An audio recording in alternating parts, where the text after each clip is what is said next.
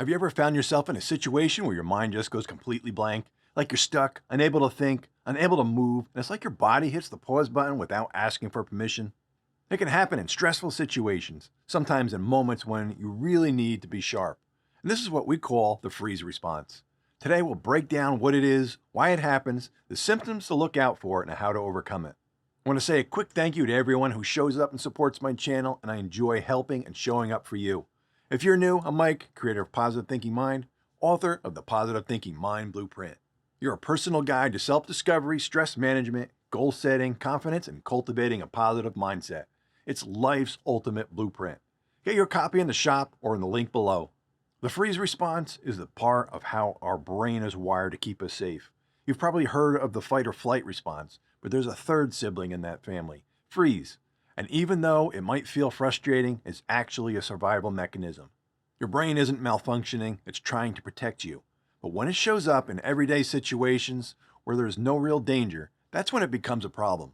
So why does this happen? It all comes down to your nervous system. Think of it like a circuit board. There's a sympathetic branch, which gears you up for action, fight or flight. And then there's the parasympathetic branch, which has two parts, one that helps you relax and connect, and the other that shuts you down when things get too overwhelming. That shutdown mode is where the freeze response lives. Imagine your body as a house with electrical circuits. When there's too much stress, like plugging in every appliance at once, the circuit breaker trips to prevent a fire.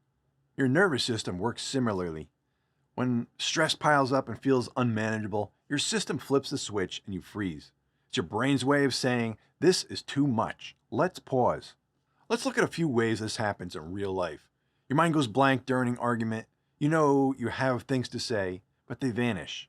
You feel emotionally numb, detached, or like you are watching your life from the outside. Everyday decisions feel overwhelming, even simple ones like choosing what to eat. Physically, you might feel heavy, like your limbs are weighed down, or you might find it hard to move at all. If any of this sounds familiar, you're not broken. Your nervous system is doing exactly what it's designed to do. It's just got stuck in the on position for the freeze response.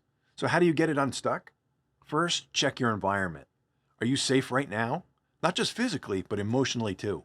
It's tough to feel calm if you're in a situation that keeps triggering you. If your environment isn't safe, that's the first thing to address. But if it is safe, the next steps are about helping your nervous system feel that safety. Second is to create an internal sense of safety.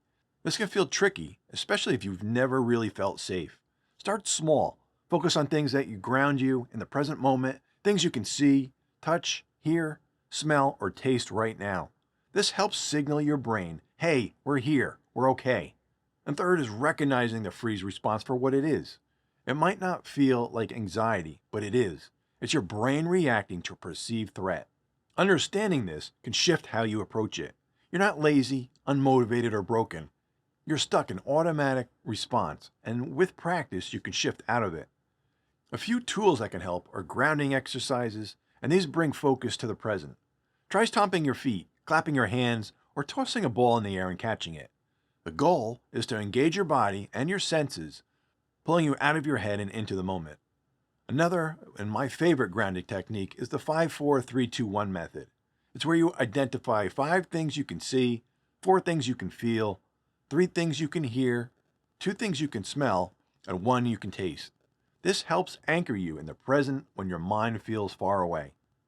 And another is movement. When you're frozen, gentle movement can help unstick you.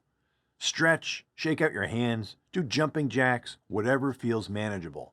Even small movements can send signals to your brain that it's okay to shift out of freeze mode. Walking outside, feeling the ground beneath your feet, noticing the wind on your skin, or even doing small stretches at your desk can make a big difference. Another technique is using a mindfulness practice. You don't have to sit in silence for hours. Mindfulness can be as simple as noticing the feel of warm water on your hands while washing dishes or paying attention to the sound of birds outside. These small moments help retrain your brain to stay present. Mindful eating can also be powerful. Take time to really savor each bite. Notice the flavors, textures, and how your body feels when you eat. Another is how you breathe. Slow, deep breaths can help, but if that feels uncomfortable, focus on exhaling longer than you inhale. This taps into the part of your nervous system that promotes calm. Try box breathing. Inhale for 4 counts, hold for 4, exhale for 4, hold for 4, and repeat. It creates a rhythm that can be soothing and grounding. I have a good video on how to practice box breathing, and I'll leave the link in the description so you can check it out. Now remember to be patient with yourself. This isn't about fixing something that's broken. It's about gently guiding your nervous system to respond differently over time. You didn't get stuck in freeze mode overnight. You won't get out of it overnight either. But every small step you take is a step toward feeling more in control. And you're not alone in this. So many people experience the freeze response, even if they don't talk about it. The important thing is to start where you are with what you can do right now, and trust that with time and practice, things can change. Stay positive, friends.